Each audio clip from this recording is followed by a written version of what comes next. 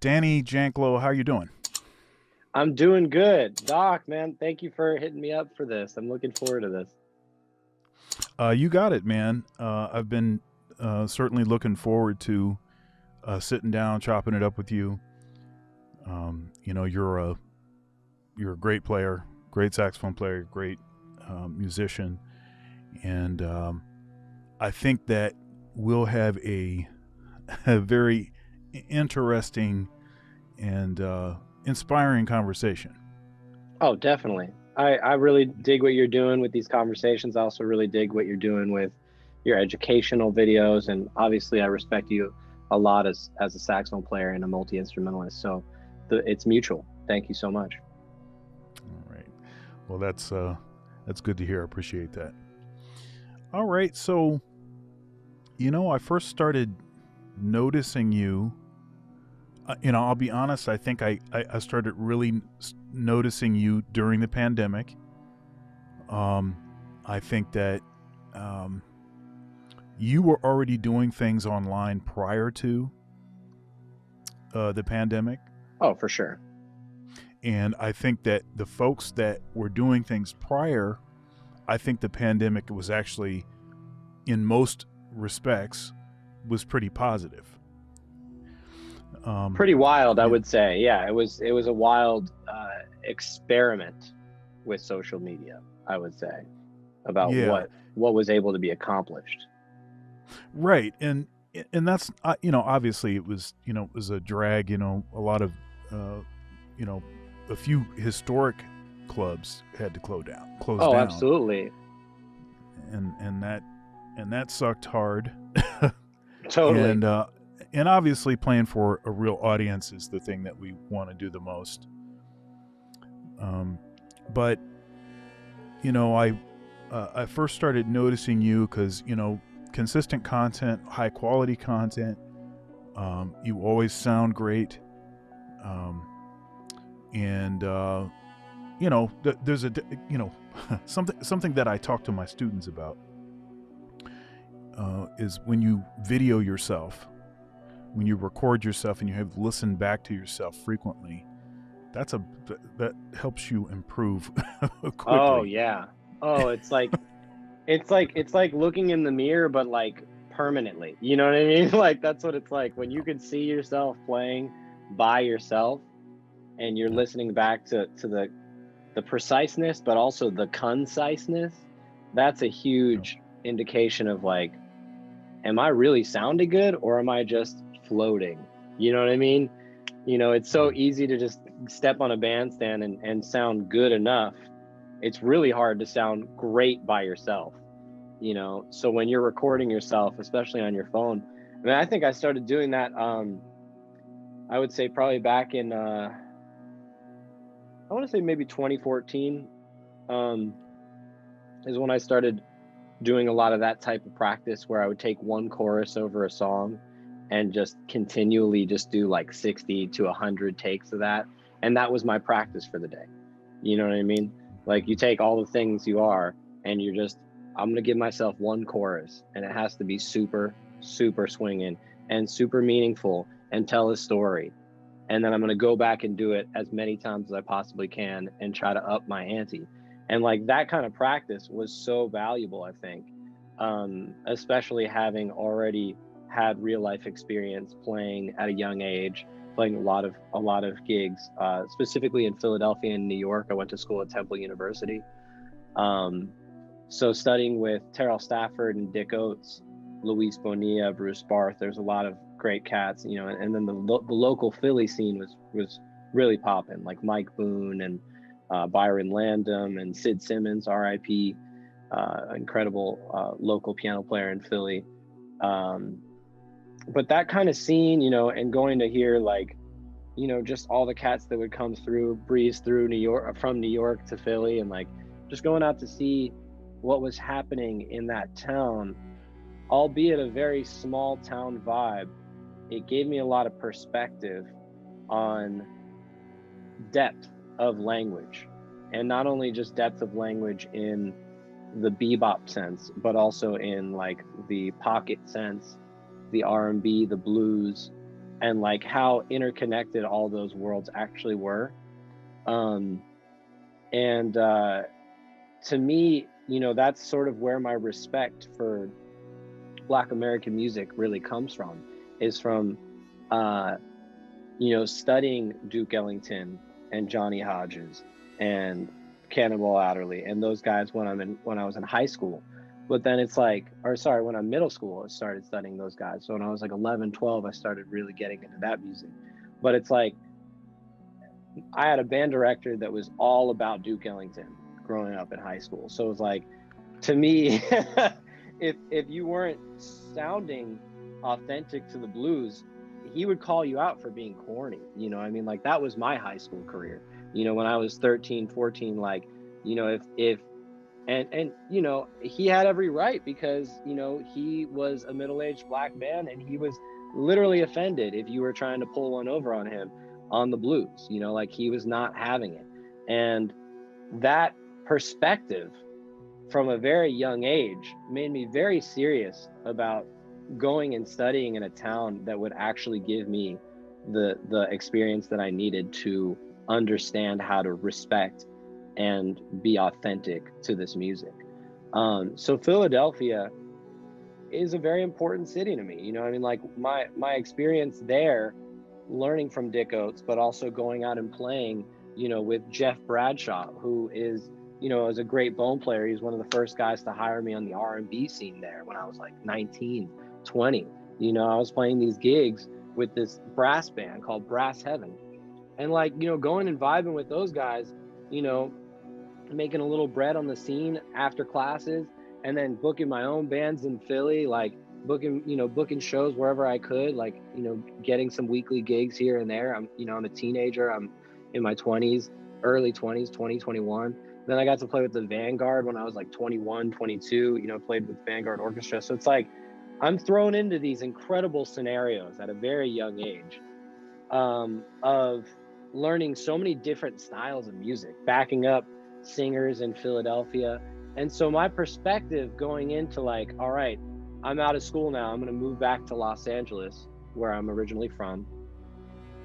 My perspective on it was, man, like I have a lot to reflect upon from my experiences that I got playing in the real world.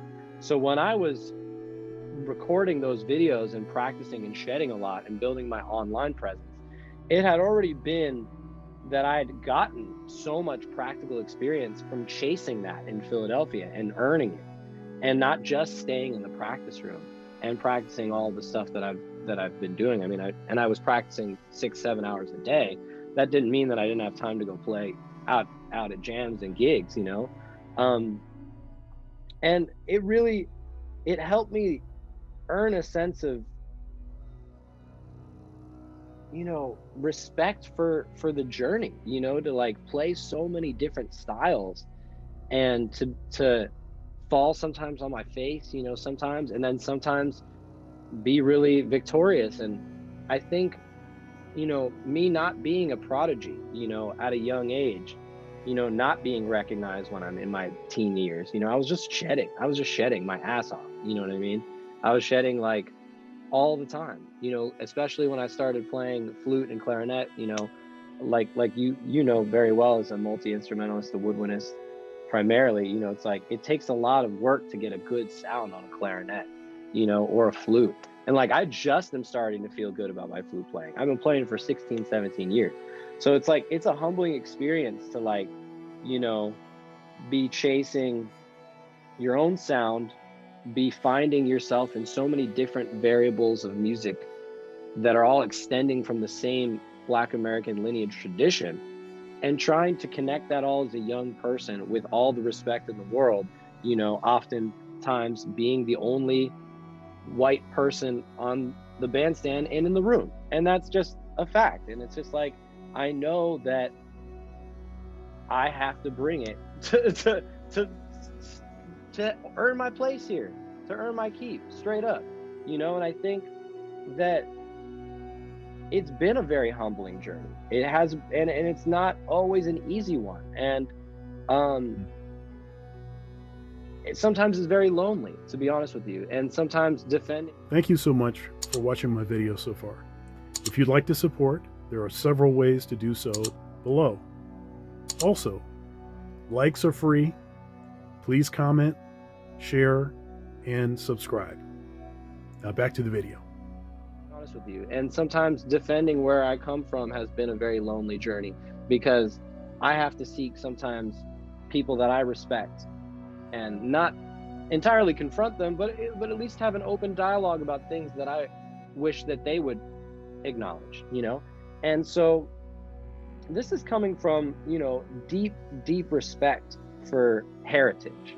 And I learned that at a young age, even younger than I started playing. I started martial arts, specifically Tang Soo Do karate, at age 3. And when I picked up this, it was just basically my parents were just trying to burn some energy from me. But then I started getting really serious about it. And by the time I was like 9.5, I earned my first black belt, right? So and then I had to start teaching before I was 10. And I had to teach a martial art that was a Korean American martial art. So we bowed to the Korean flag before we bowed to the American flag. We gave credit where credit was due to the people who innovated and made it possible for Americans to learn this style of martial arts.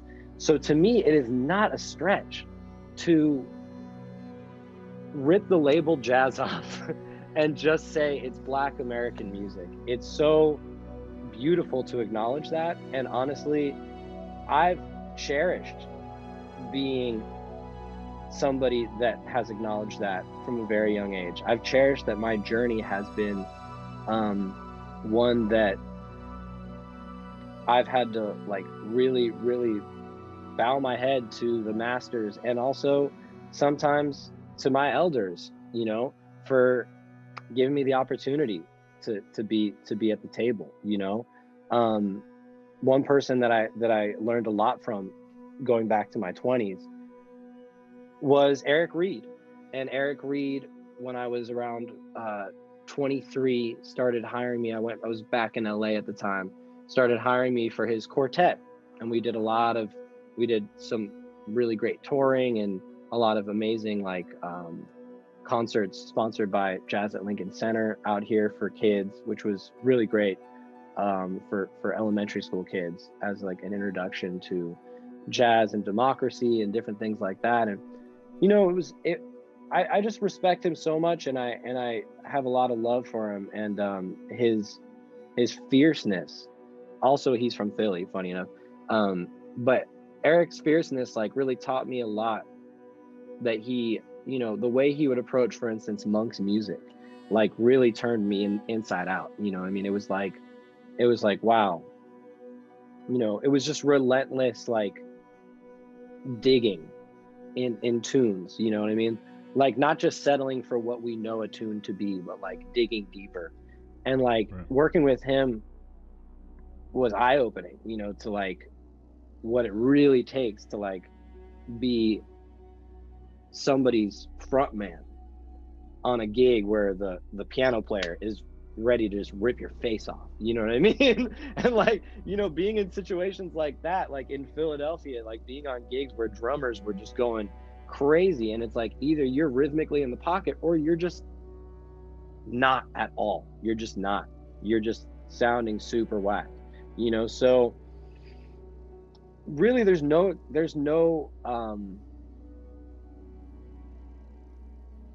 substitute for being thrown in the fire. There really isn't. I'll leave it there for a second. Yeah. No, all of that stuff is terrific. I mean, I appreciate you going into detail. Mm-hmm. You said a few things that I found sure. That I'm not surprised by. Yeah. Because at this point, what is this? This is going to be episode, what is this, 197 or 198? Wow, cool. And now, I've been pretty diverse, especially as of late, with the interviews. But most of the, I'd say the first 100 interviews were almost all musicians. For sure. Because of course that's where I'm most heavily networked. Of course. But I'm interested in having just conversation. One thing that I've been disappointed by in the university system is that though it's called university, which unity in diversity, that's those Mm, words squashed together, unity in diversity. Um, the university system is actually quite segregated. mm, It's not common or usual for you to have, I think, um, you know, conversations about things that are uh, maybe controversial or mm, um, could be political. mm. Conversations about, uh, even scientists getting together with artists. That was the idea.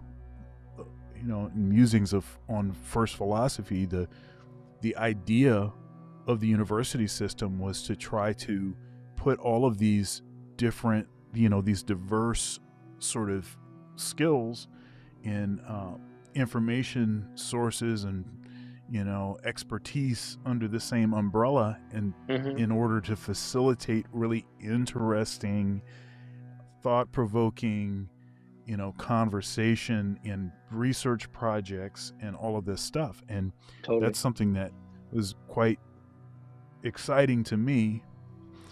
uh, it's one of the reasons why I wanted to teach at a institution of higher education.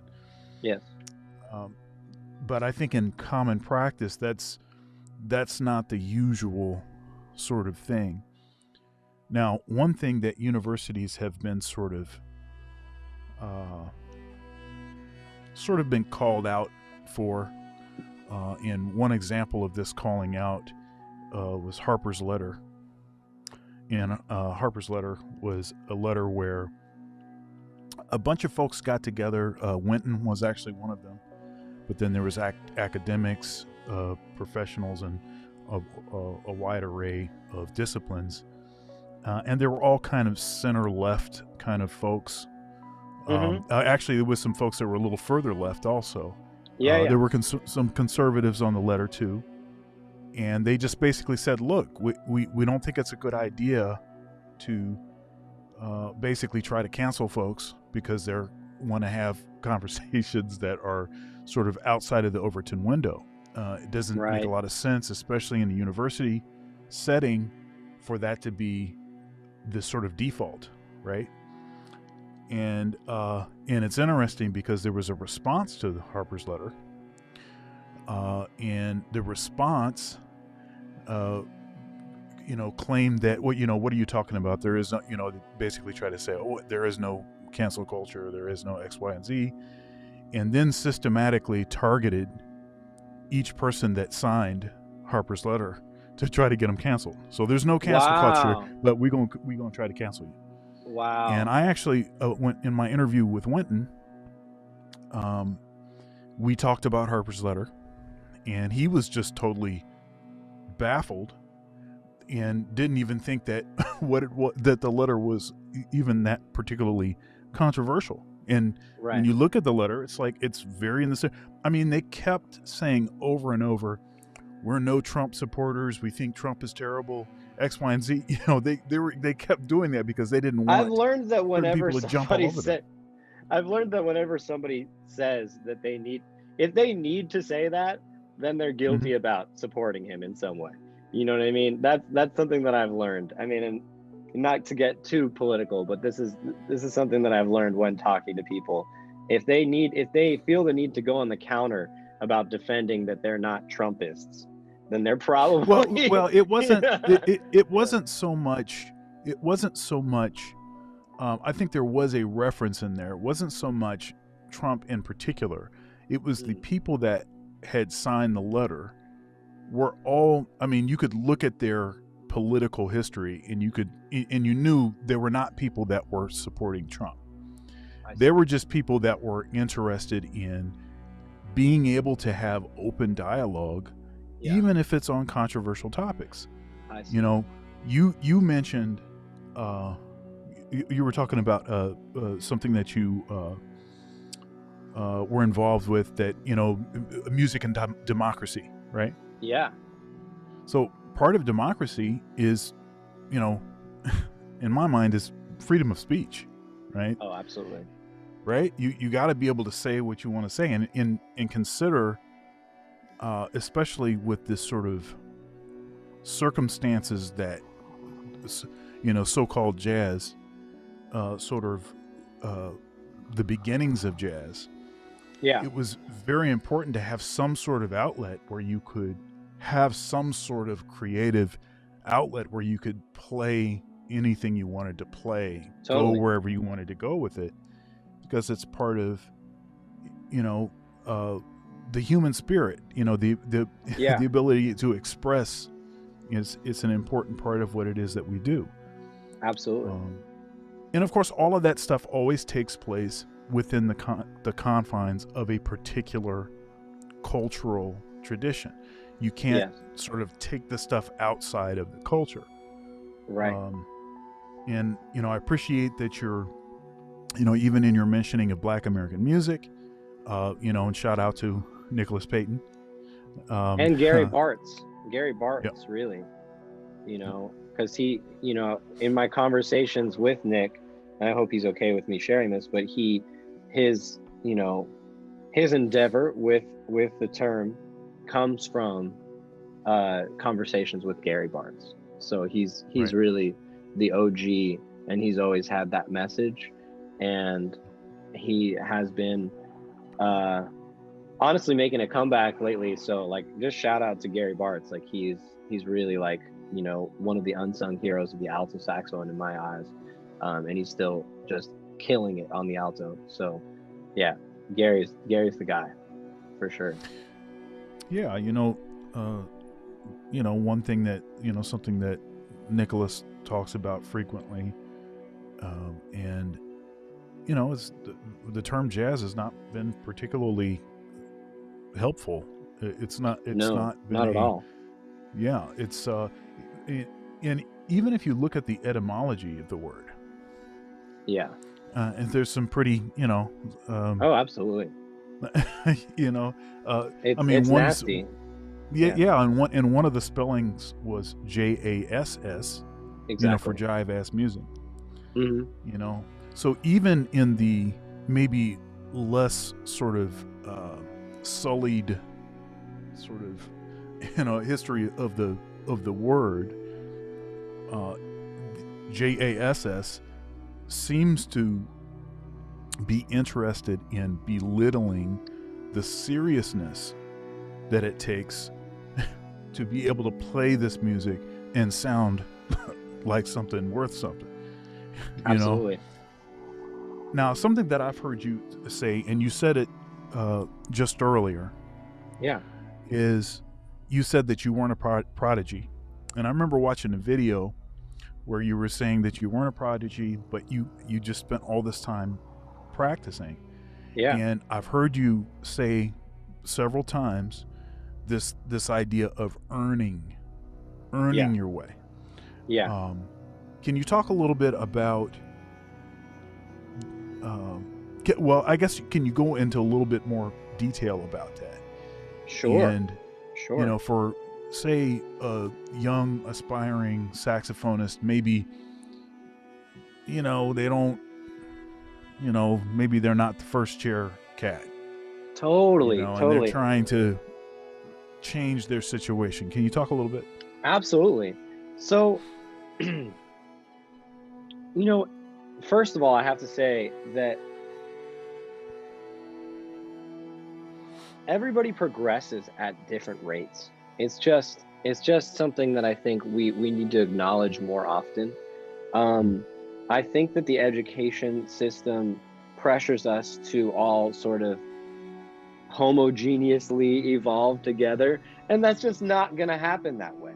Whether it's mathematics or music or PE or anything, everybody progresses at a certain rate and has epiphanies at a certain rate. Now, I think who's to really blame is the educators for not having their shit together on trying to meet everybody where they're at, right? So now that's my my fault with the education system is when we look at it and we blame the students so much for not evolving together, when the way we teach them is not tailored to them growing individually, right? But that's the only fault I will say as far as teachers goes. I have a lot to say about students, but I won't get into it right now. Here's what I will say as inspiration to, people that are maybe frustrated with their musical development, and maybe, like you said, they're not first chair or they're not even second chair, but they actually want to get more serious about it. I'll say, getting back to what you quoted me on is earning your way through things. There's no substitute for getting a teacher that is honest with you, that's going to try to meet you where you're at and bring you forward and give you the tools to do it yourself. There's no substitute for that. There's also no substitute for getting in front of a mirror and working on your sound, working on your articulation, and not being bashful about those things, not just skipping over, sound and just being like, yeah, I can honk out a low note, I can squeak out a high note. Like, it's not that easy. You know what I mean? Although the saxophone may look easy to somebody like Doc Thunder or myself, or, whoever you admire, Chris Potter, Marcus Strickland, I'm just naming names at this point, but they've been playing for years. We've been playing for, 20, 30, 40 years. I some of us, and it's like, none of us have, skipped over the fundamentals. So I would say, get yourself a teacher that will be honest with you about the process of achieving your fullest sound and your cleanest articulation, light, clean articulation. Those are very technical things that I would say to focus on. But as far as like a more conceptual approach to earning your way through, achievements, I think have a goal in mind with who inspires you to play. Have players that push you to grow. For instance, like when I was like 15 or 16, I met Joshua Redman, and I can't believe I said this to him. It was so funny. I was like in the back at Catalina's, and he was about to take the stage with his electric band, Elastic Band. And Samuel was on organ, but on this gig, Gregory Hutchinson was on drums instead of Brian Blade, who was on the record. Brian was down the street playing with Billy Childs with a chamber project, and I went to that afterward, which is kind of unreal. It was amazing to see that much incredible and different music in one night in Los Angeles. That was at the Jazz Bakery that closed a long time ago, right here in Los Angeles. It was some of the first music that I ever heard was there. But basically, like, I told Joshua, I couldn't believe it. Like I said, like, hey man, like I want to sound like Ben Webster downstairs, and I want to sound like you upstairs. I said that to him because I was playing tenor at the time, and I can't believe I admitted to him. But also looking back, I'm like, I can't believe that was my goal. That as a 16-year-old saxophone player, that like I wanted to have the maturity of the downstairs of Ben Webster on tenor, and the control and velocity and and approach that Joshua had upstairs on the horn. That's a really interesting goal for a 16-year-old to have. And like looking back, I'm like, damn, like I was really serious about this in high school. Like there was no joke, there was no question of my dedication to sound better and to always keep pushing, even at a very young age in high school. So by the time I was 17 and I was given this, very generous full tuition scholarship to Temple University, I had earned that. You know what I'm saying? Terrell came to the school and he recruited me at Agora High School. I had earned that with my hard work and with going to many teachers that had pushed me to get better and to study classical repertoire so I had my technique together, but not necessarily get stuck in the classical embouchure, which would destroy my sound on any instrument, except if I was playing clarinet and flute, which, that's, that technique is very valuable to learn. But on saxophone, You know, and something I was talking to my student the other day, going back to the conversation about sound, um, and also, you know, what we started on, the acknowledgement of Black American culture and tradition. Um, the history of the saxophone is really weird because, all right, it's created by a German guy, you know, modeled after sort of the clarinet and the basset horn and whatnot. And, you know, it was sort of in this Euro classical tradition invented for it. But then we look at the history of it, and then it never really was accepted by symphonies. It never No. really was accepted, you know, as an orchestra horn. So who made it relevant, right? All right, you could say big bands made it relevant first, maybe. It was a circus instrument, it was a cabaret instrument, you know, but who actually gave relevance to this instrument? Who had the first saxophone hit? Coleman Hawkins, right? Lester Young. Right. You know what I'm saying? Sidney Bechet, yeah. Sidney Bechet. And so to me, when I was growing up, and this is my frustration, to be honest with you, Doc, you know, when I'm talking to mentors that you know, raised me and I'm having to say, you know, hey, when you said this, it really set me on this path of trying to understand this. One of the things, I won't say exactly who said it to me, but one of the things a mentor of mine said, who's a very incredible saxophonist, at a young age, he would always call this music, well, he would say there's legit playing and then there's jazz playing. You know what I mean? Right. There's legit technique and then there's jazz technique, you know? And so that's frustrating to me because I'm trying to make sense of why one thing is put on a pedestal and one thing is this, you know, and I go and I study these guys like Dexter Gordon, and I'm like, that shit sounds legit to me. You know what I mean? Like Johnny Griffin, that shit sounds legit to me. It doesn't sound anything like a classical saxophonist or a classical clarinet player, but that shit sounds legit to me. You know, Ben Webster, you know, subtone is not really a classical technique, really. I mean, truthfully, but like that shit sounds legit to me. You know what I mean? Like, so I just think that a lot of my frustration with generations from the past and the way that they've passed the tradition down to younger students is really a lopsided perspective on what we want to be important and what society has deemed to be important and what society has deemed to be put in front of Black culture and the achievements that actually made the saxophone and this music relevant. And so this is interesting. So, you know, I was in college longer than I thought I would be. And pursued more degrees than I thought I would. I thought I was. So you do have your doctorate. I do. What is your doctorate in? It's music, saxophone performance, a cognate and composition, and my master's was a saxophone performance degree. My undergrad was a Bachelor of Arts with a minor in comparative religion. Totally.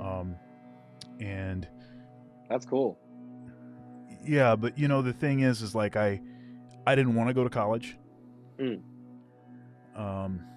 I took a year out of high school.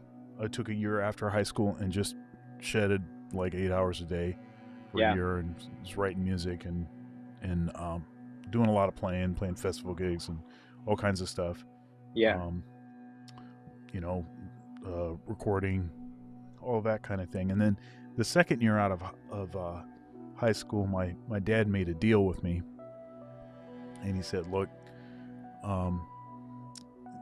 you know, you can go to community college." He says, "You know, I grew up in Lansing, Michigan, Lansing area," and he said, "So you know, you can go to Lansing Community College." He said, "And I will reimburse 100% of an A." Wow. 80% of a B and nothing else. Okay. And so, of course, I went in and I got all A's because I wasn't, you know, I wasn't leaving any money on the table. and he had a history. My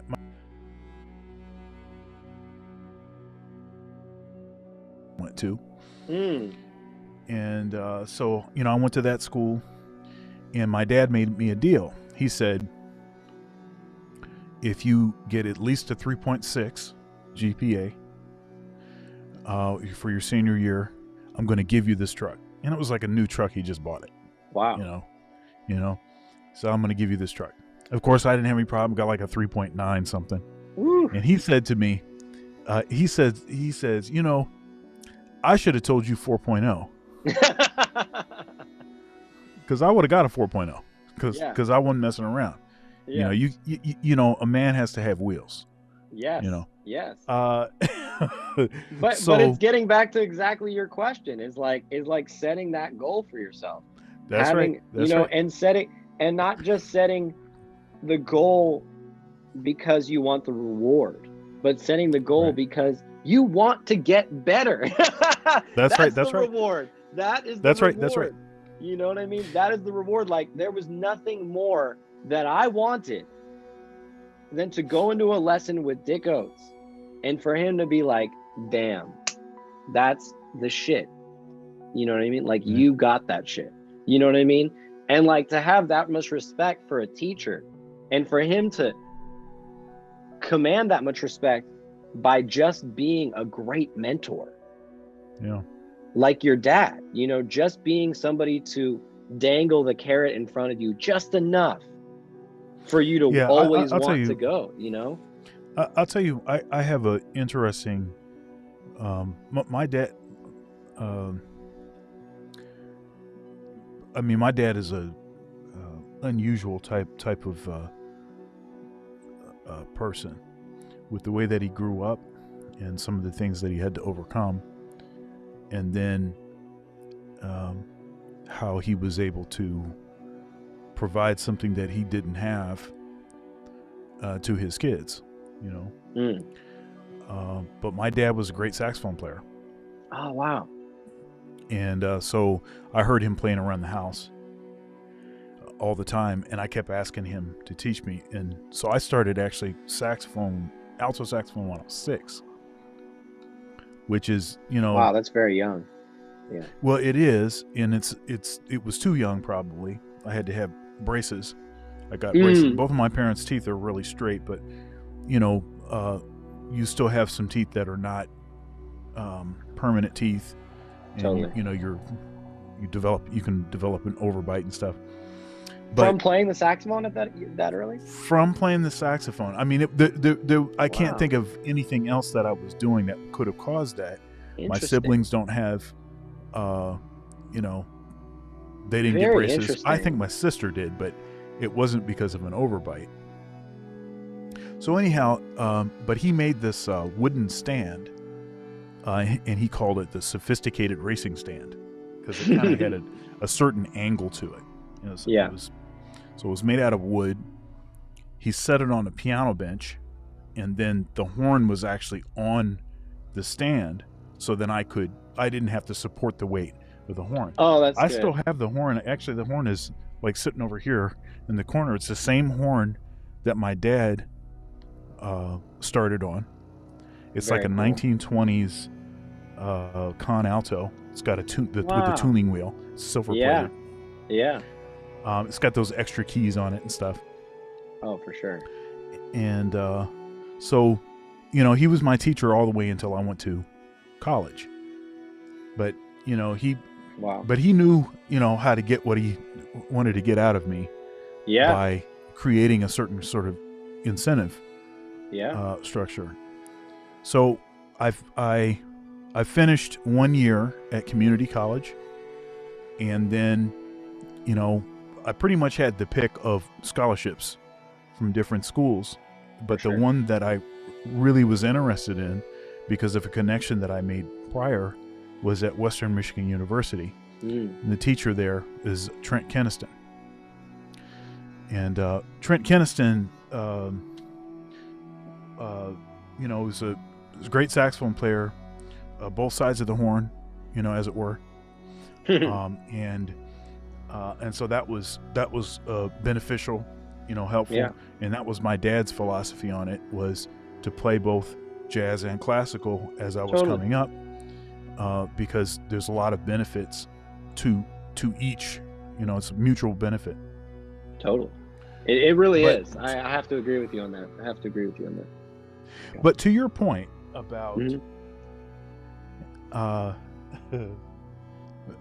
to your point about this term legit. Yeah, Of course, legit is short for legitimate. exactly. Okay, and so what we're saying there is, by calling classical music legitimate, you are therefore calling anything else not legitimate Illegitimate. I mean, that's- yeah. or illegitimate. Yeah. That's right. And I think that there's certain and there's still folks that I hear from time to time use that terminology Mhm. in bands that I play in, Absolutely. or other colleagues that I have, maybe colleagues at other institutions, and they talk about it that way. And I think it's like a habit, right? I don't know that they necessarily anymore mean that. It's just that's what everybody was saying. And of course, the folks that were saying it prior were saying it because they were trying to create some sort of separation between this serious music that you need to actually spend a lot of time practicing and that other stuff that anybody can play. Right. Exactly. Right? Exactly. Yeah. So there's that. Sometimes I've heard folks called jazz musicians jazzers. Oh yeah. A lot Which of is that. I don't know that people recognize that it's sort of it's a belittling of the seriousness again that it takes to become any good. Absolutely. And for instance, playing bebop,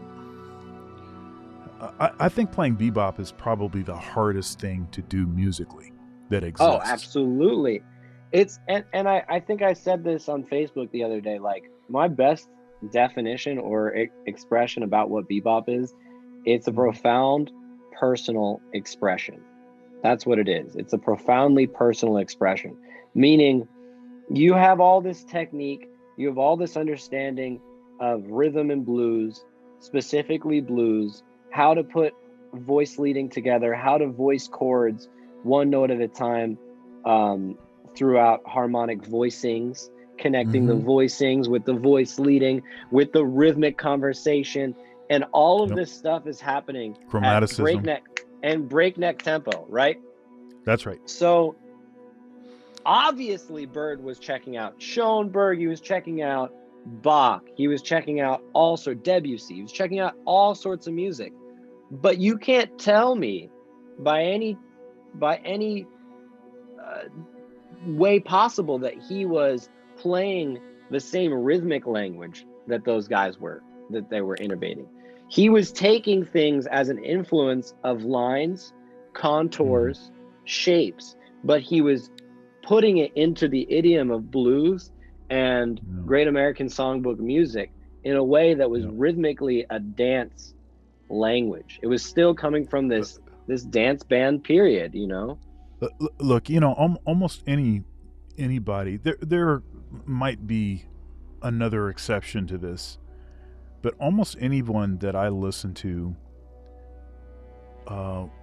you can hear clearly who they came from.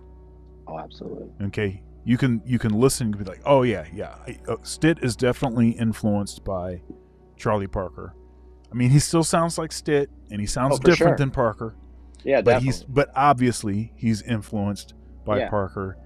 I mean, you can go down the line and you can find clear connections. You can almost listen to someone, and if you have done your own sort of, if you've done the requisite listening, then you'll be able to hear the influence.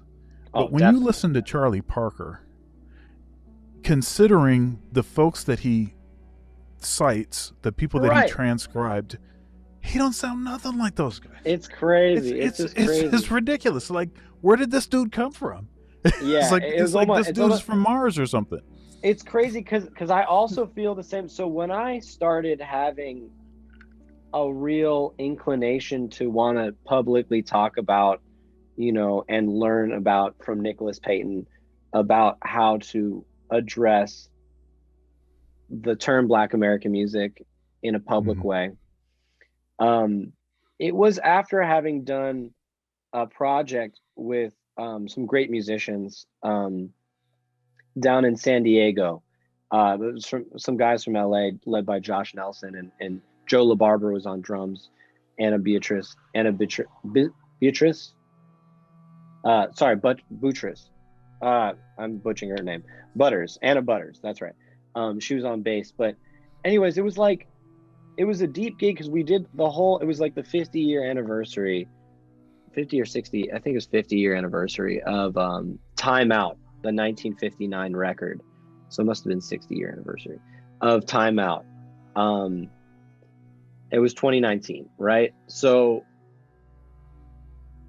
we were paying tribute to this record that was made the same year as Kinda Blue, made the same year as Mingus Aham, made the same year as John Coltrane Giant Steps, right?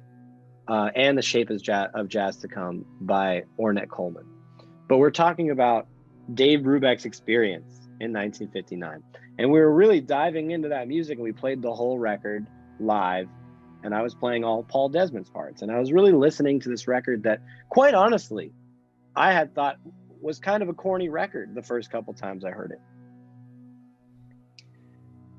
But going back and revisiting it, I started realizing that the deep part about it was that Dave Brubeck wasn't trying to tell the same story that Miles Davis was trying to tell, or that Mingus was trying to tell, or that Ornette Coleman was trying to tell. He was trying to marry it with a different type of perspective of what he felt the blues was. And specifically that first Rondo a la Turk, Blue Rondo a la Turk, to go from this kind of classical thing, you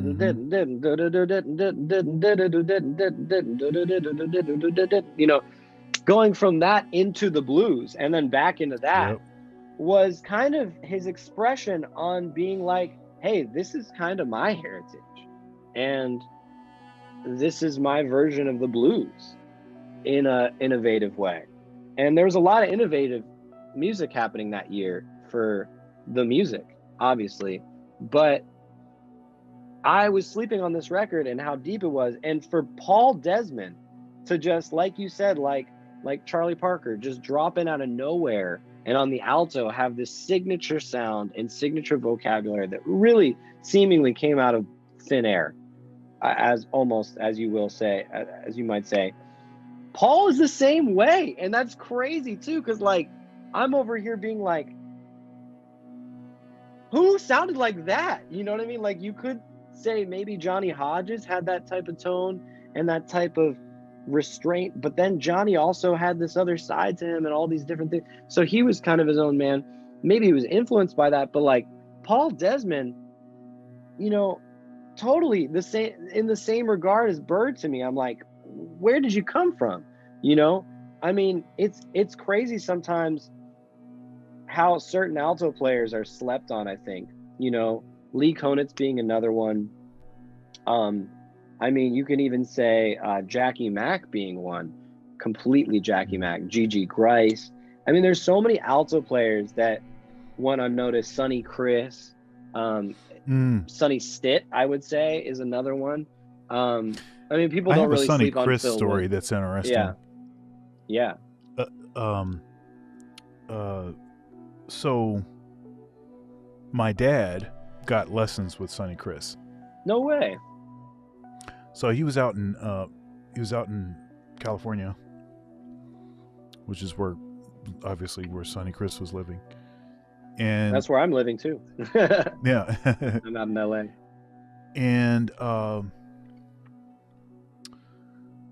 so basically the way it worked is somebody told him that Sonny Chris lived in a particular, in a house, townhouse or whatever. Yeah. And so my dad started going and just basically sitting on the steps and listening, because he was just practicing all day. Yeah. So he was just listening, and Chris was kind of he didn't want to teach anybody. Yeah. Oh, I've had that experience with cats. Yeah. Yeah, he was very standoffish, and he wanted to know that you were serious before he was going to do anything. Totally. And so basically, my dad, because he was so consistent, finally he ends up in Sonny Chris's house. He ends up getting some lessons from him. But that's an interesting thing. I mean, I wonder, I think about this sort of connection between personality in the music. Totally. Like we'll talk about, like, we'll talk about, like, such and such a person, you can hear their personality in their music, but it's like, what is it exactly that we mean when we say that? And because obviously certain behaviors, they may or may not translate in a direct way to your music. Mm-hmm. And since the music is a different sort of medium, it may facilitate different expressions, and you may be able to access a different part of yourself through the music than you would be able to in maybe your common interaction with people. Yeah. That's kind of an abstract reference, but if you have I agree with that. I mean, I think, for me, for sure, like, I'm a very dynamic, sensitive person. I have a lot of conviction. I have a lot of energy. I have a lot of will to do good for other people around me, to do best for them. A lot of love for the community, and a lot of love for hopefully the positive progression of, like, human understanding and elevation of consciousness.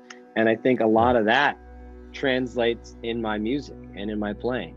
I mean, I'm not gonna sit here and say all of it does, but a lot of that does. It's not all that I am, but it's a big part of who I am. I also have a good sense of humor, so, like, there's some of that, and and I think that you're right, that personality does really come into play very much, especially when you're exploring yourself within the idiom of bebop or post-bop or whatever kind of vocab you're into. I think when I go back to dynamics of personality, when I just diving into that, like, I think that restraint is a big part of having a lot of ability to reflect. What I don't hear a lot of these days, from young players, even from older players, I mean, just all players, is like, and even the best of players, if I can just extend this generic critique, I think sometimes we all have so much to say, and we all have so much that we've practiced, and we all have so much that we've rehearsed, that sometimes we have to kind of take a step back, maybe a couple steps back, and see it from a perspective of, is this all necessary? You know what I mean? And is it necessary for the other musicians to interact with? Is it necessary for the audience to interact with? Or can we maybe make this a little more concise, or a little more profound, or a little more conviction based when we say something that we say, whether it's a tune, whether it's a solo, whether it's trading, whether it's writing a symphony piece, whatever you're doing.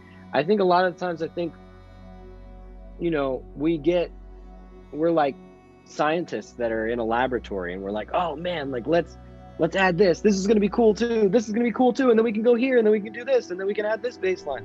What is this pressure to create music that sometimes alienates the listener and doesn't give them a space to academic jazz feel, but also doesn't give them a space to feel like they're a part of it, you know what I mean? Straight up, like, you know. And so one of the most profound things that Dick Oates used to say to me in lessons when we were playing tunes, when we were trading back and forth, like, you know, leave space for the listener to have their imagination, to experience their own imagination. You know what I mean? And I think that comes back to, you know, the rhythm and blues aspect of this music.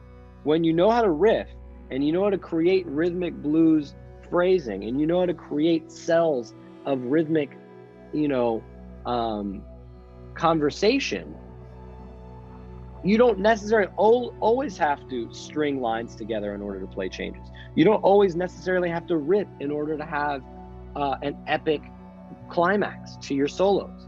You could sometimes just engage the rhythm section, engage the audience, engage people that are there. You know something that Wynton told me, and I was in my 20s. I'm 47 now. Yeah. I've been, you know, you know, possessed by music, all things music, for 41 years. Yeah. But I was in my 20s. What is it? 20? I must have been 24 or 23, 24, 25, somewhere in there.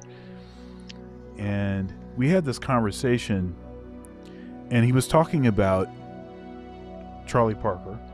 Mm-hmm. And he was talking about, because, you know, I had my horn, and Lincoln Center, the band was playing in during like one of the rehearsals. I was playing with the band, or like after like in between a rehearsal, I was playing with some of the guys. Cool. And you know, he heard me play. He wanted to hear me play and stuff. And he was very supportive, very, very complimentary, and subsequently I played a gig with him. Nice. Which was was a great moment. Of course. That's amazing. And so, you know, he was saying some things about my technical facility, and he was saying, you know, you play the instrument. There's not many people, he said, that can play the instrument that way. But he said, but that's not really the point, is it? Right? So the point is, when he was listening to Charlie Parker, when Charlie Parker's really climaxing, even though he had all of that facility, that's when he plays the blues. That's when he actually gets simpler. Right? Exactly. And that's been one of those things that I've carried because it's counterintuitive to simplify as you're reaching whatever that peak point is, especially if you have a lot of facility. And the reason that Wynton is a perfect person to discuss that perspective is that's the critique that he has of his own playing. Interesting. So he had critiqued his own playing in that way. Interesting. And so he sees someone else that has facility and what their tendency is, and he's like, look, I get that. Yeah. But really what you want to do is this. And so that's been something that I have tried to incorporate into my playing. But you know, the whole conversational thing in music is of such critical importance, but doesn't happen even amongst, I think, really great musicians as often as you might think it would. Oh, absolutely. Because, and this is why, and you could see it, during this era that we just went through. I mean, you could see that everybody wants to be heard, but nobody wants to listen. Right. You know, and that unfortunately is the truth of our society these days. Is everybody wants to be heard, but nobody wants to listen. And also, not everybody wants to be heard talking about the things that need to be talked about. So, Oh yeah. So People don't want to there's be challenged. Yeah. they don't want to be challenged. That's what it's come down to for me my whole life. Like I started doing, research that was uncomfortable for me. Well, it was never really uncomfortable for me because it was part of the process of me understanding the music. When I was 13 years old, I did a end of the middle school, end of the year. Well, it was just a final project of middle school. And it was like this big essay paper that was like 20 pages long and this huge project, like one of those fold out three-way, panorama things. And it was this whole presentation. And my topic that I chose was the degradation of American society due to systemic racism. That's what I was doing 20 years ago. So for me to start there, the conversation that I was having with mentors and elders that have since are long gone, who I was interviewing in Los Angeles, people that played with Benny Carter, people that were on the studio scene, Black musicians back in the 1950s. You know what I mean? People that were still alive when I was that young. Those were profound conversations for me to be having at that age, to a point where it never became awkward for me to ask questions or deliver information or to do more research on things than was demanded of me at the collegiate or high school level. And because of those pursuits and trying to understand the depth of the cultural suppression, as well as the musical expression through that cultural suppression, those things became very profound pursuits for me, not just because I love the music, but because, also my connection to my heritage, which is I'm a Jewish American person. My grandmother is an immigrant from Lima, Peru. She was Italian American. She lived her whole life after she came to America, after she met my grandfather, who's Russian Jewish descent. He met her in Brazil and they fell in love, and they had my mom in Lima, Peru. And she traveled back with her mom, my grandmother. And my grandmother never got her green card. She was afraid to travel. She was afraid to go on airplanes because of it. She never was a legitimate citizen of the United States. Lived her whole life until she was 87 here. And, the heritage, we all have a heritage, whether we're proud of it or not, whether we want to talk about it or not. But when it comes to art, and when it comes to culture, and when it comes to the acknowledgement of art and culture, we must always pay attention to the story behind the artist. Oh, you're right. Right. Right. It's Whether So it seems it's one of my criticisms of the whole kind of, and I was kind of teasing, but this is serious. The academic jazz thing. Yeah. Is it seems like a lot of technical, a lot of to use your term from earlier, scientific, it seems like a lot of that devoid of a particular story. Mm-hmm. So it's like mastering the storytelling, the constituent parts, the technique associated with telling a story, but not really having a story to share. Oh, definitely. Right. So often it seems kind of hollow and empty. And then not only that, not even really referencing where where those techniques came from. Right. So so it's like there's an authentic reading, way. It's like reading the Cliff Notes without. It's like reading the Cliff Notes without getting any like information about the context of the story. It's like this. I'm not afraid to say what it is. It's a whitewashed version of Black American music, is what it is. It's a whitewashed version because it's much easier to teach the Eurocentric philosophy on Black music than it is to really go in there in a class where 89% of who you're teaching is white men, and to tell them that this is Black American music. And for them to have to do that homework and that reflection, that's hard. And you know what? A lot of administrators wouldn't be cool with it. Yeah, it's interesting that I've had that experience at the collegiate level. Yeah. I mean, it's interesting because most of the students, maybe not, it hasn't necessarily in jazz gotten to this way yet, but actually most of the students are actually female now. In these I guess so. You're right. But I still take your point. Okay, but I still take your point. Yeah. And it's just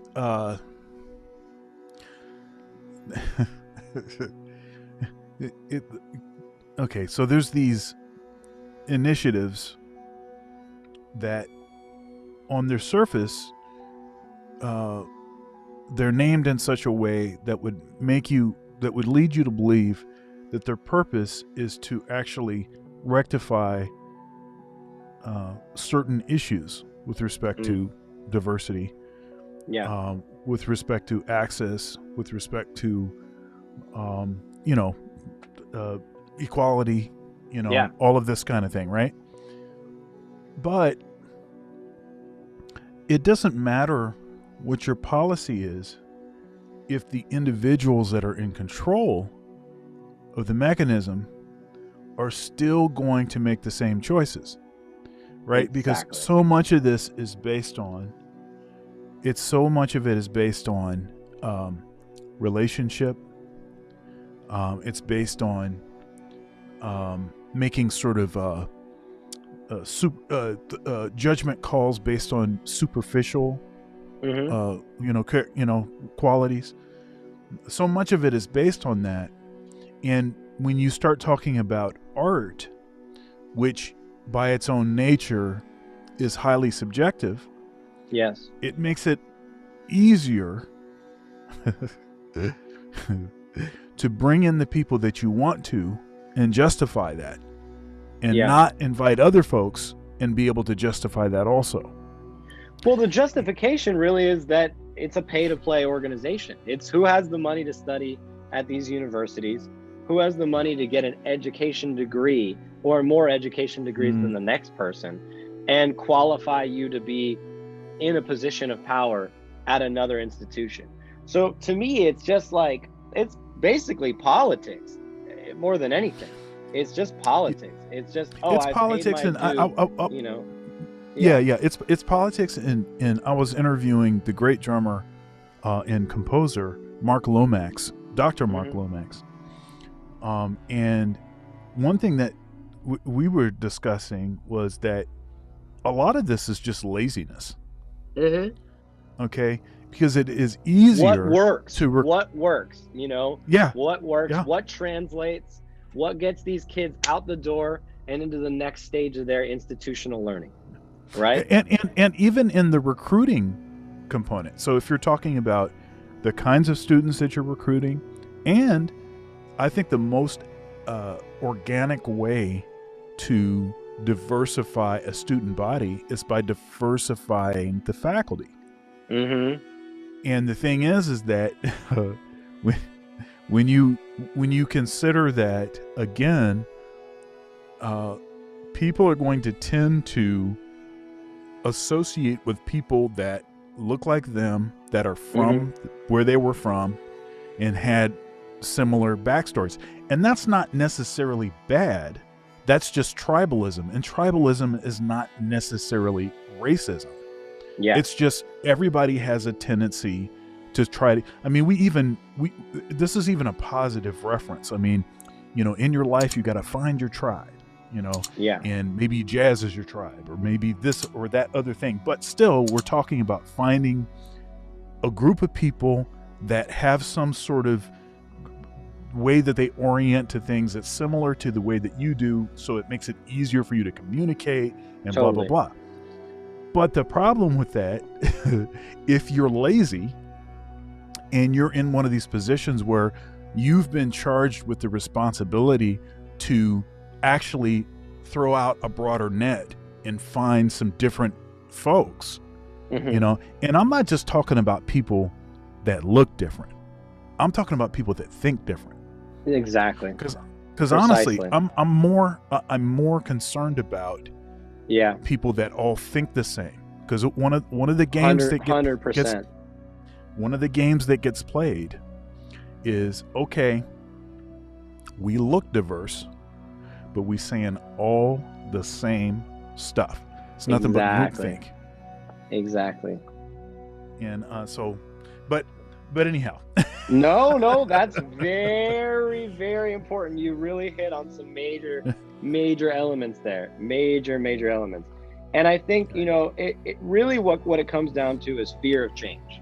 It's not even just laziness. It's fear of change, fear that the system will be shown, the holes of the system will be shown to a larger extent than they are already, and fear that the actual effectiveness of the system will be shown in its true color or true face. Yeah. When, you know, truly, like, I heard a statistic that I still don't really even know is true, but it's something to think about, right? So the statistic was, and again, I don't know if this is true, but that 90% of music students don't make even $100 playing music in their whole life. I don't know if that's true. That's probably true. Let's think about it. Let's think about it. How many cats do you know that you went to school with that gigged at all? You know, Yeah. not even not even once. You know what I mean? And like, think about that, because, you know, whether you're in music school and you're like, yeah, I'm going to be a teacher, or whether you're in music school and you're like, I'm going to be a performer, or I'm going to be a composer, at least have some gigging experience. You know what I mean? Regardless of if you're going to go teach, regardless of, you know what I mean? And that's a big critique as well, going back to, you know, education system and the critiques of it. When you have no practical experience doing something, how on earth do you expect that your students are going to sound good doing that thing that you're asking them to? You know? Yeah, you know, there's this saying, and I hate this saying, because I think it's total garbage. It's terrible, but it's one of these sayings that seems to be true on its surface. It seems to be axiomatic at some level. So many people believe that this is what's going on. But the saying is, those that can't do, teach. Now let's ponder this just a bit. Yeah. If you can't do, then I don't want you spreading your poison. What are you going to teach me? Were you going to teach me how to not do? Okay. So now let's put some perspective on this, because you don't have to be a virtuoso to be in order to be a great teacher. You could be a great teacher and not be a virtuoso. You could have been a great player earlier in your career and be beyond the point of playing anymore and still be a great teacher. Mm-hmm. Okay? So that's not what we're talking about. We talking about cats that had never had any level of playing, you know, proficiency at all. You know, they can't do. So now, okay, let's put them up here as teachers. Right. that's not the kind of teaching that I do. No. Okay, I'm always so happy when I see cats that are great players in positions of, authority or whatever at institutions. Like, I'm happy because I'm like, oh man, like this person could easily make a playing career, but they've chosen this, and that's cool. And at least these kids are gonna get their chops together. They're gonna have the real deal teaching them. And not to say that, I have no judgment if you're a great player and you want to teach. Like, I think that's a great pursuit. My judgment is when you can't play at all and you have no experience playing at all, and then this cat can't even play in tune. Yeah. I guess that means I should teach that. Yeah.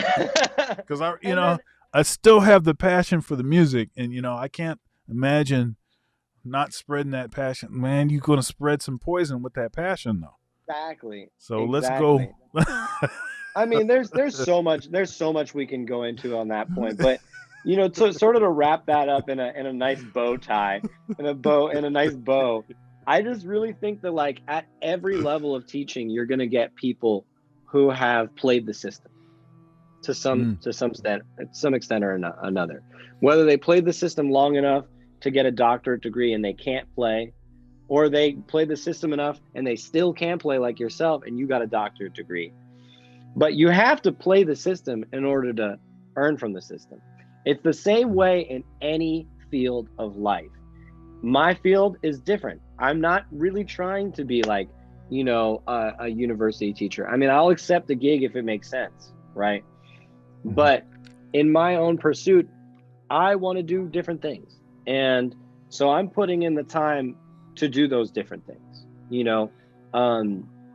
making records, making content, making videos, teaching and mentoring the people that I believe in. I'm working on my own podcast that I've been in production for a couple years, and it's called Creative Hero. The first interview was with me and Theo Croker, and then Theo Croker with Benny Maupin. That'll be out someday, I hope. The second interview that I did was a phone interview with Lou Donaldson, 94 years young. And there's many more to come. But, I'm in my own journey, I want to make the significant changes that I see that I need to be responsible for because I see them. Not everybody sees them. Not everybody realizes them. Not everybody has the position to act on them. So in my eyes, my energy is better spent doing things that benefit the longevity of my own ability to get my message out there as a performer and as an educator in my own way, as opposed to relying on the education system to do that. And I learned that at a young age that I wasn't going to get that stuff done because the education system is archaic and isn't going to accept somebody that thinks like me and is my color. And that's okay because it's uncomfortable for some people, and that's fine. But at the end of the day, when cats come to me and they want to hear some real shit, they're going to get the real shit. You know what I'm saying? And I'm proud of that. I'm proud that as a performer, as a recording artist, as an educator, as an MD, as a producer, as a collaborator, as whatever I am, arranger, composer, that I can contribute something that is coming from a deep sense of respect for the art form, of the culture, and the authenticity of the language, and also a deep conviction that what I'm doing has purpose to move not only just the music, but also the people who pay attention to me forward in consciousness and realize a little something about themselves, hopefully, and about the way they're approaching authenticity and culture in their lives,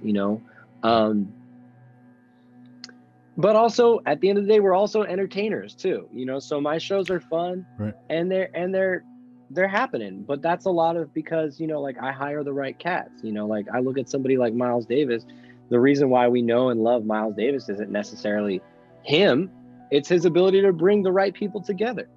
So that's a gift and skill in and of itself that they will never teach you in music school. He just had the baddest cats ever. The baddest cats ever, but he took chances on them. You know what I mean? He took chances on them. John Coltrane wasn't a prodigy either. He took a chance on John Coltrane. Cannibal Adderley was a school teacher in Florida. Took a chance on him. Who really knew Bill Evans before he got that break? Gil Evans too. I mean, he was a badass, but who put him on the map? Miles Davis. Wayne Short. I mean, go down the list. I mean, yes, all those guys were playing gigs, but how did they really get on the map? Miles. And how did Miles get on the map? Charlie Parker and Dizzy Gillespie. So you got to take a risk on the youth. And my gamble is that things will change in the education world. Things will change, and they will accept people for saying the things that I'm saying and for having the conversations that we're having right now on this podcast. Do I see it happening right away? No. I see a lot of the old guard still intact.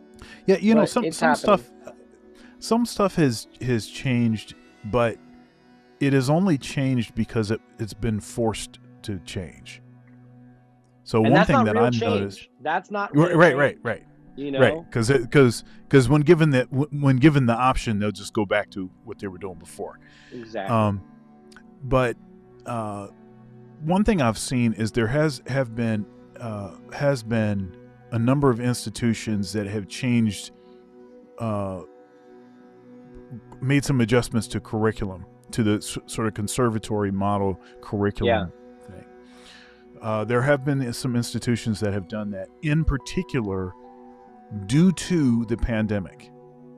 Yes. Right? So they were sort of pushed forward, probably pushed maybe as far as 10 years forward. Yes.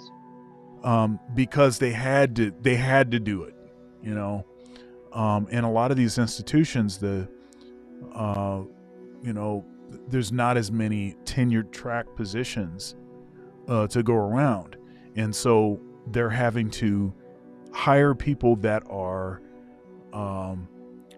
multi-capable as opposed to sort of specialists, Now, especially in certain institutions, there's this there's a high value on this specialist thing, right? Because the idea is, jack of all trades and master of none, right? Master of none. But that's not really what is actually happening now. I think part of it is due to the pedagogy and access to information that we have now that we never did in the history of the world, right? And so people can actually develop multiple aspects of themselves to a extremely high degree. And I know quite a few folks that have these skill sets, and a lot of them happen to be jazz musicians, by the way, that have these off the charts skill sets in multiple areas.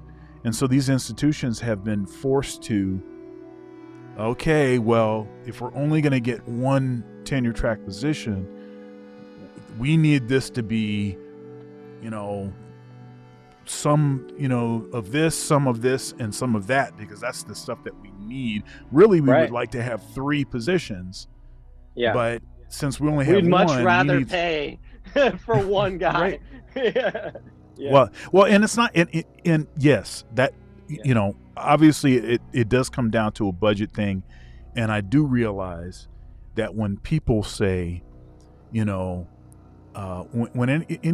if anybody ever tells you that they're not going to increase your pay, they're not going to green light a particular program that you're proposing, and they say because it's just not in the budget, what they just told you is that because budget is a word that administrators make up in order to be able to justify not giving you what you're asking for. And a budget always expresses the values of the institution. So if they say that it's not in the budget, what they just told you is that what it is that you're doing is not as valuable as what somebody else is doing. 100%. That's what that actually means. Yes. I know it well. And that's when you but have they to insist. be They insist that that's not the case. To walk away. That's when you have to walk away. Right. They insist that that's not the case. Oh, you have to be more, open-minded about this, and you can't be so focused just on your thing. And it's like, well, wait a minute here. Isn't that how you got to where you are? Is by being focused on your thing? Yeah. So it's yeah, and I don't think that you have to be, and in fact, I don't think that most people are dirt bags. No. But I don't think you have to be like a POS to work the system and politic things so that you can get as much power as possible and then do the things that you value with that power. I don't think you have to be a POS to do that, and I think that that is common human nature. However, if you're talking about a public institution, then the public institution does have a responsibility to be more balanced in the way that it sort of supports different sort of initiatives. So, anyhow. Yeah, I agree, and it's either way you look at it. If you want to be a performer, if you want to be a teacher, if you want to be, there's always a political uphill battle that you have to deal with. Whether you're dealing with, venues, or you're dealing with promoters, or you're dealing with managers of an artist that you're playing with, whatever it is, you have to know how to handle your shit and also be, flexible, and I think that's a lot of stuff that we don't cover again in music school. It's like none of the stuff that's really important to building a career is really being covered in music school. It's all just like, all right, like, have you met the requirements that some guy at the top of the food chain says that you need to meet? But that's just the requirements for you to get out the door with a certain degree. That's not the requirements to actually have a career building your legitimacy as an artist or as a sideman, producer, educator, whatever you're doing. So you got to chase those things on your own, is what I'm trying to say. You have to. Yeah, no, absolutely, you have to absolutely. chase those things. In my experience, in the schools I went to, and I had some great teachers, and I was able to get some of that information from the teachers, because I think in jazz, at least, the tendency is that your applied instructor, the one that you're getting lessons with, is going to, they're likely somebody that's gigging. They're likely somebody that's actually gigging on the scene. Yeah. And you can at least get some of that sort of networking sort of advice from them. But the curriculum itself is so, I think, antiquated.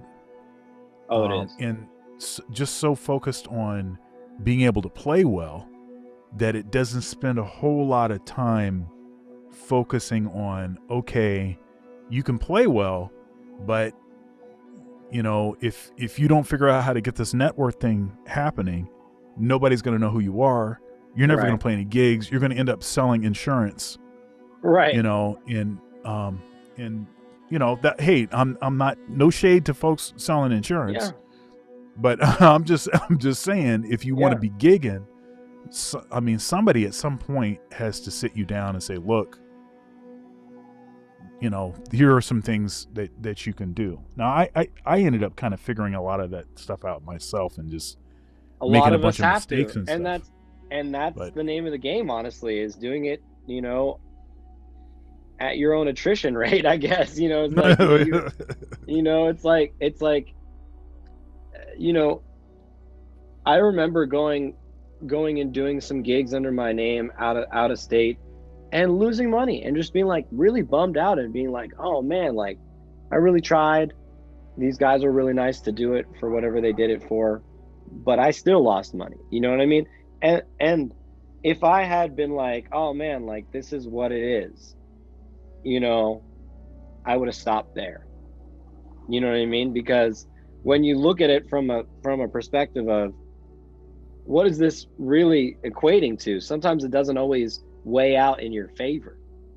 But Yeah. then if you stick it out and you keep investing in yourself, beyond just investing in playing and investing in getting better at your instrument, but investing in all the stuff that makes gigs and tours and records and anything possible, and still learn, because there's a lot of mistakes that I continuously still run into that seem to, you know you always have room to grow, is what is my point. Yeah. And to be open to that process, and open to the growth, and open to being like, you know what, I wish this turned out better. I wish this wasn't this difficult. I wish I didn't do this. Wish I didn't trust this person. I wish I didn't blah blah blah blah blah.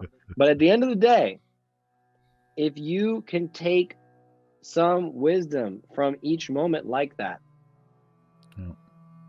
then you've progressed. You know what I mean? And like, I think it's just part of, the human conditioning to sort of keep beating yourself up for your own mistakes or for your own downfalls.